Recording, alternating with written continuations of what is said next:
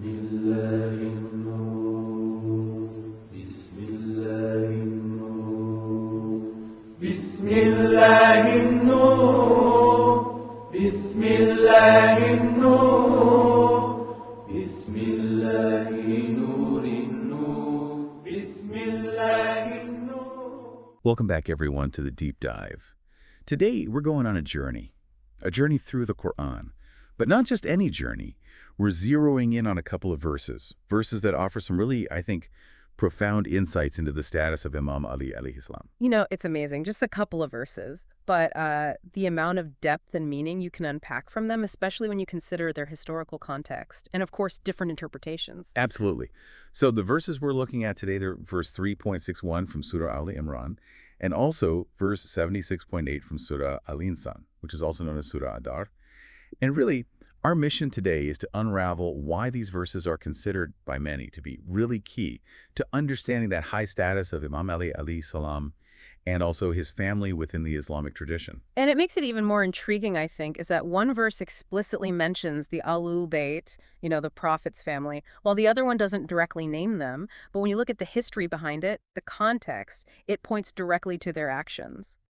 So let's start with the more explicit one, verse 3.61. Now, for our listener, this one, it's set against the backdrop of a historical event. We call it Mubahala. Can you kind of explain what Mubahala was and why it's considered so significant? Sure. So, Mubahala. Think of it as a way to resolve these really deep theological disputes. Essentially, it was a prayer duel. So you'd have two parties. Each one believes they're right. Obviously, they come together and they pray. But they're praying for God's curse to befall the liars. So you can imagine it was a pretty serious thing, a decisive test of truth. It had a lot of spiritual weight. Yeah, it sounds like pretty high stakes. Now, this particular Mubahala involved the Prophet Muhammad sallallahu alaihi wasallam, and he was with a delegation of Christians from Najran. What were the main points of contention in their theological debate? Well, the core issue really revolved around the nature of Jesus Christ alayhi salam. So the Christians from Najran, they believed in his divinity, as part of the Trinity, whereas Prophet Muhammad sallallahu alaihi wasallam, he preached the oneness of God and the prophethood of Jesus alayhi salam, but denied any notion of him being, a divine son. So this was really the heart of their disagreement, a major sticking point in their discussions. So that's where verse 3.61 comes into play, right? It's the verse in the Quran that talks about the Mubahala. Exactly. The verse, it's like setting up this challenge. It says, if the Christians doubt the prophet's message, then, let's have this Mubahala. Let's come together, pray, and see who God's wrath falls upon. And famously, the Prophet ﷺ, he chose some specific individuals to bring with him to the Mubahala. And those individuals are actually mentioned in the verse itself. It says, our sons, our women, and ourselves. And it's really fascinating, who he chose to represent his side. It is. He brought with him Ali ibn Abi Talib alayhi salam, and of course Fatima alayhi salam, and then their two sons, Hassan and Hussein alayhi salam. And this selection, especially in light of the Mubahala and the verse itself, it has some pretty deep implications.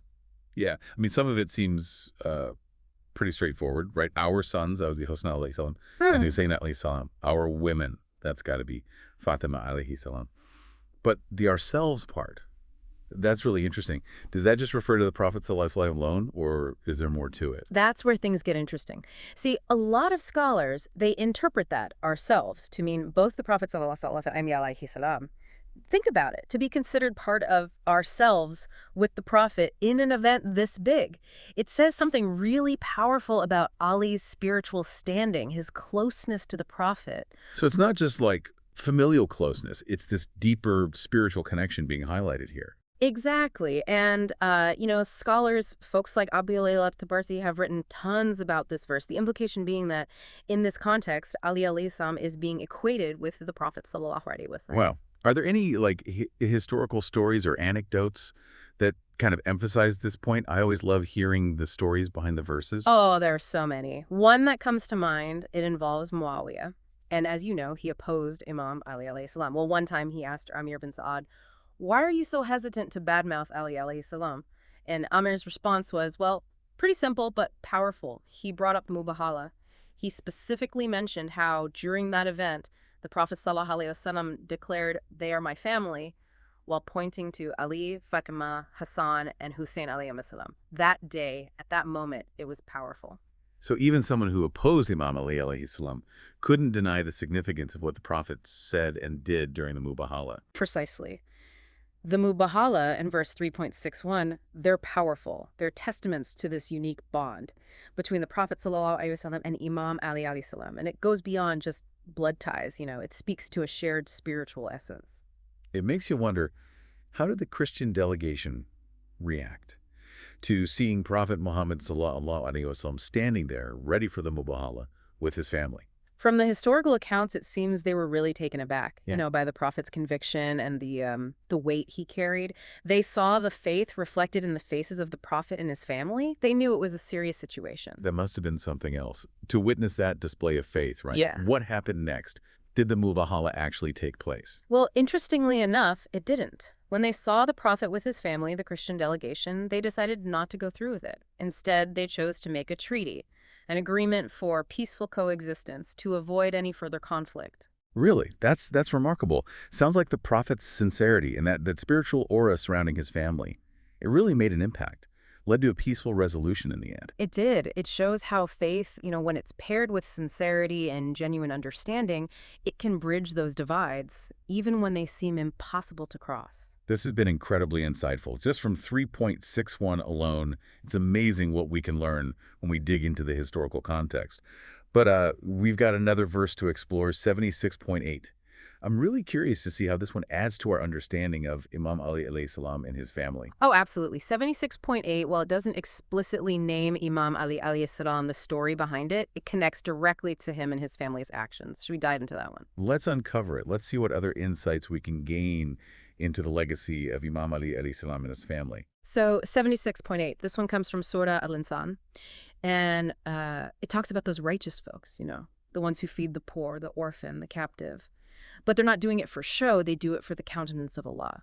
And while the verse itself doesn't name names, the story behind it, it's a beautiful one, and it involves Imam Ali alayhi salam and his family. Okay, I'm all ears. Tell me, how does this verse connect to Imam Ali alayhi salam and his family?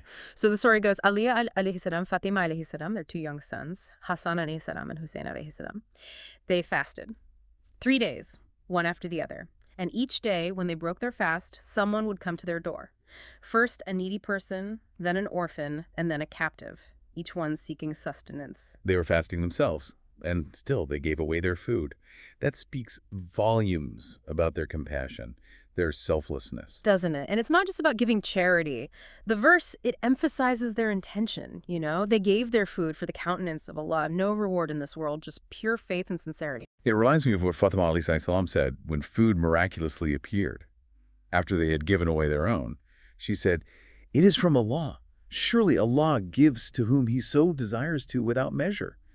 Like, their actions were a reflection of that belief. Absolutely. They weren't doing it for praise, for recognition. It was all for the pleasure of Allah. And in turn, he provided for them in those miraculous ways.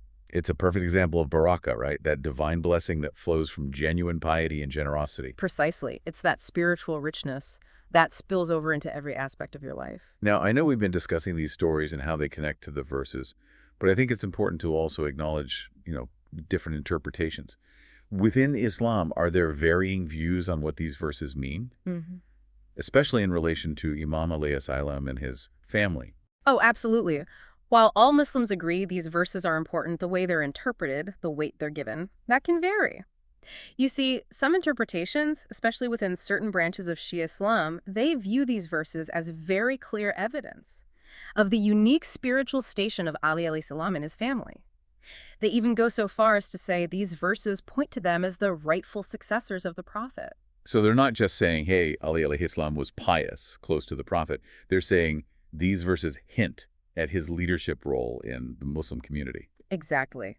They often point to what the Prophet said during the Mubahala, "They are my family," as further proof of their special status and the importance of following their guidance to understand the true essence of Islam. So it's not just historical anecdotes. It becomes really foundational to certain understandings of Islamic leadership and authority. Yeah, you got it. But it's important to know, Other interpretations, particularly within Sunni Islam, they tend to focus on the broader message, the universal one. They emphasize, individual piety, selfless deeds, seeking Allah's pleasure, lessons for everyone, not tied to lineage or family connection to the Prophet. So one highlights the special status of alayhi salam and his family. The other says these are lessons for all Muslims. You got it. Both acknowledge the verses are significant, but the emphasis, the conclusions drawn, that's where they differ. It just goes to show, even within one faith, you can have such diverse interpretations. The same text, understood in different ways. It's the beauty of religious thought, right? And the importance of respectful dialogue, even when viewpoints differ. Absolutely. It reminds us that interpreting these texts, it's not about finding one single truth. It's about thoughtful reflection, respectful conversation, and always trying to deepen our understanding and our connection with the divine. This deep dive into 3.61 and 76.8, it's been so enlightening. It's amazing how much we can learn from just a couple of verses, the history, the context. But, you mentioned earlier there's even more to the story behind 76.8 and Ali alayhi salam. I'd love to hear about that additional layer.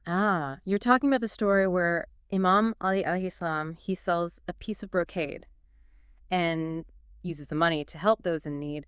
This one, it really illustrates what 76.8 is all about, acting for the sake of Allah. And Ali alayhi salam, he embodied that principle. Okay, let's hear it. Always love a good story. So picture this. Ali alayhi salam, he gets this beautiful piece of brocade, very valuable. But instead of keeping it, he goes straight to the market and sells it. Wow. Sounds like it was a prized possession. Yeah. Giving that up, it's remarkable. It really shows his character. He wasn't attached to material things. He was focused on something bigger.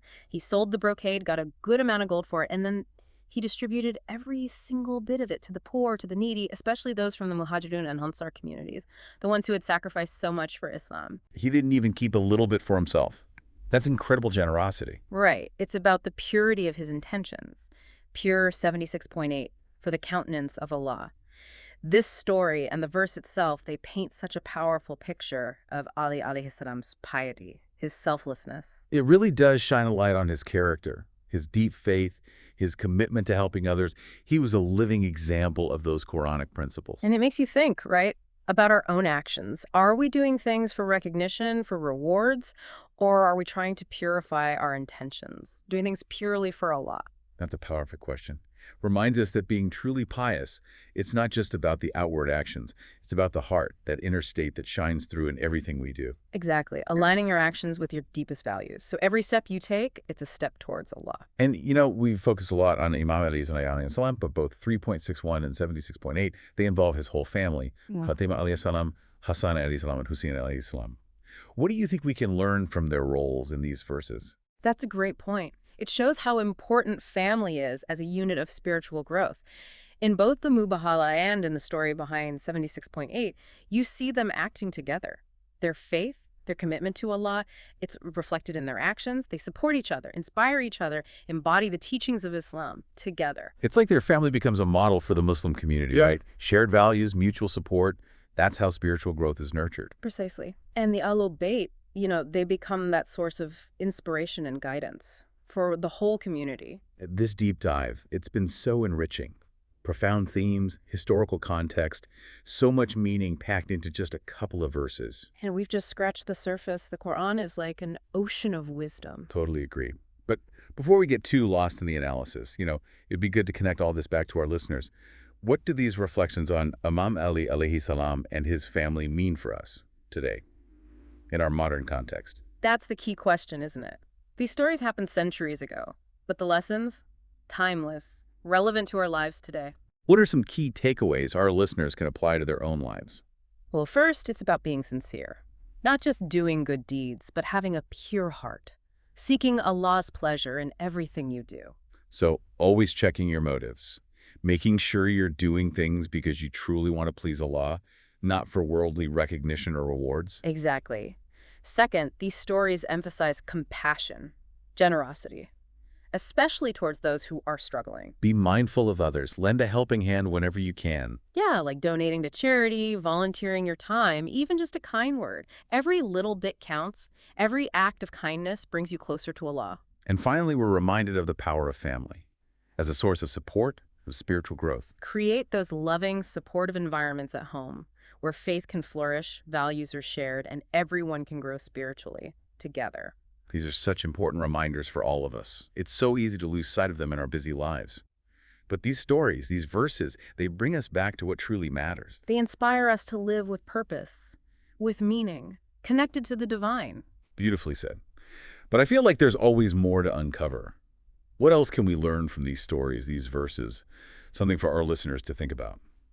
There's one more thing. The stories around 3.61 and 76.8, like the Mubahala, the food appearing miraculously, they highlight divine support. When you act with sincerity, when you trust in Allah, He provides in ways you can't imagine. It's a powerful reminder that we're never alone, right? Even when things are tough, Allah is there, supporting us, blessing us. It is. It's about trusting His plan, knowing that even in those difficult moments, there's a bigger purpose. That idea of divine support, it's comforting and it's empowering. It gives you the courage to face those challenges, to have faith. Absolutely. Deep-rooted trust in Allah, knowing that even when you're going through trials, He's there every step of the way. It adds so much to our discussion. Engaging with these verses, these stories, it's not just an intellectual thing. It's about finding inspiration, strengthening our connection with Allah, finding that solace and strength in His support. You said it perfectly. Letting these teachings change our hearts, guide our actions, and bring us closer to the divine. Before we move to our final thoughts, there's something we've touched upon throughout this whole deep dive. This idea of seeking knowledge, seeking guidance. It feels like a recurring theme. You're right. It's there in both verses. This need to seek knowledge, to truly understand our faith. In what way? Can you explain that connection a little more? Take 3.61. It focuses on the Mubahala, who the prophet chose to be there with him. It's encouraging us to seek knowledge from those closest to the source of revelation, to learn from those who deeply understand the Quran and the prophet's teachings. So it's not enough to just read the Quran on your own. You need guidance from those who carry that legacy of knowledge. Yeah. And then 76.8 talks about acting for the sake of Allah. It's saying true knowledge isn't just in your head. It's about living the teachings. So seeking knowledge that transforms you, changes your actions, your character. Exactly. Knowledge that brings you closer to Allah, that lights your path, helps you navigate life's challenges with wisdom and compassion. It's amazing. These two verses, seemingly so different, and yet they both connect to this idea of seeking knowledge. It's a whole other layer of meaning, this importance of learning, of growing spiritually within Islam. Couldn't agree more. It's a reminder that faith, it's a lifelong journey of seeking knowledge, of understanding, and we need to be proactive. Seek guidance, reflect on the teachings, and strive to live by those Islamic principles. This deep dive, it's been truly eye-opening. So much wisdom and guidance in just these two verses of the Quran. And as we wrap up, I'd like to encourage everyone listening to think about what resonated with them. What questions do you have? What insights did you gain? What are you going to do differently because of this? The Quran, it speaks to each of us differently, offers guidance and inspiration for our own unique journeys. And with that, we'll conclude this deep dive. We encourage you to keep exploring these verses, delve deeper into their meaning, let them guide you on your own path of faith and understanding. The Quran is a wellspring of wisdom, waiting to be discovered. Every time you engage with it, you're deepening your understanding, connecting with the divine. Thank you for joining us. May your own exploration of the Quran be filled with insight and inspiration, and may it strengthen your connection with Allah. And may we all learn from the lives of Ali alayhi salam, Fatima alayhi salam, Hassan alayhi salam, and Hussein alayhi salam. May their examples guide us to live with compassion, generosity, and sincere devotion to Allah. Until next time, peace and blessings be upon you all. As we wrap up our deep dive, into 3.61 and 76.8, I keep coming back to this idea of sustenance, provision from Allah. That's interesting. Yeah, we saw that in the story of the dinar, right? Where food just appeared for Ali alayhi salam and his family. Right. In Fatima alayhi salam's words, it is from Allah. Surely Allah gives to whom He so desires to without measure. Powerful stuff. Their faith, their generosity, it seems like it really opened up those doors to divine blessings. Totally. And you know what else comes to mind? That hadith where the Prophet Muhammad ﷺ said, Ali is with the Quran and the Quran is with Ali. They will not separate until they meet me at the pool of Kawthar. Wow. Yeah. That's a powerful statement, connecting Ali alayhi salam so closely with the Quran. It is. And when you think about the Quran as guidance, as spiritual nourishment, those stories about sustenance, they take on a whole new meaning. You're saying Ali alayhi salam, being with the Quran, he's also a source of that spiritual sustenance. Exactly. It's like the Prophet ﷺ is telling us, if you want to truly understand the Quran, to be nourished by its wisdom, look to Ali alayhi salam. That's a very interesting interpretation. It's not just that Ali alayhi salam was a companion. He becomes a key to unlocking those deeper meanings within the Quran. And it brings up some big questions about knowledge, authority. How are those things transmitted within the Islamic tradition? Absolutely. And this is where you see those different schools of thought come in, offering different perspectives. Can you give us a little insight into those viewpoints? I'm curious how these verses are understood within different Islamic traditions. Sure. As we talked about earlier, some interpretations, particularly within Shia Islam, they see these verses and the stories behind them as clear evidence of Ali alayhi salam's unique position, his role as a guide to understanding the Quran, the Prophet's message.